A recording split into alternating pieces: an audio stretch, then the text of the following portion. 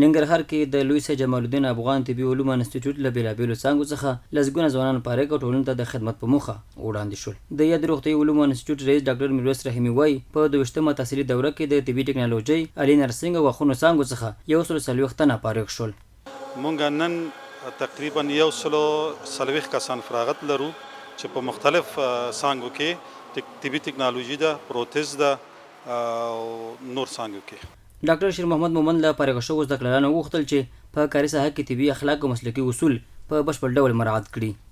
په طبابت کې دوی ته د طبي اخلاقو یا میډیکل ایتکس په نامه باندې مضمون لرو چې د مریض سره په کم قسم باندې چال چلند وشي.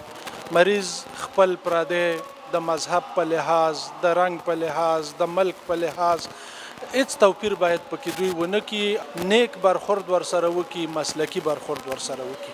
وحدت چې د آلي نرسنګ په برخه کې خپل زده کړې بشپړې کړي وایي په ترسره کړو زده کړو بسنه نه کوي او هڅه کوي چې په برخه کې لا مسلکي او تخصصي زده کړې وکړي.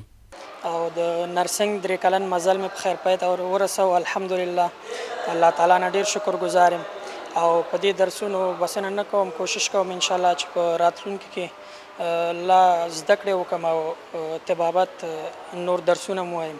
یو بل فارغ زده کړیال مطیع الله په ترسره کړو زده کړو د خوښۍ ترڅنګ له ځوانانو غواړي چې د وخت قدر وکړي او په بېلابېلو برخو کې زده کړې ترسره کړي. په نرسنګ برخه کې مې 3 کلن زده کړې ترسره کړلې او په دغه تعلیم باندې زه بسنه نه کوم، غواړم چې په آینده کې نورم مخکې لاړ شم او ځوانانو ته مې دغه پیغام دی چې راشي خپلې زده کړې ترسره کړي په بېلابېلو رشتو کې، که هغه طبي برخه وي او که اجتماعي برخه وي، خپلې زده کړې ترسره کړي.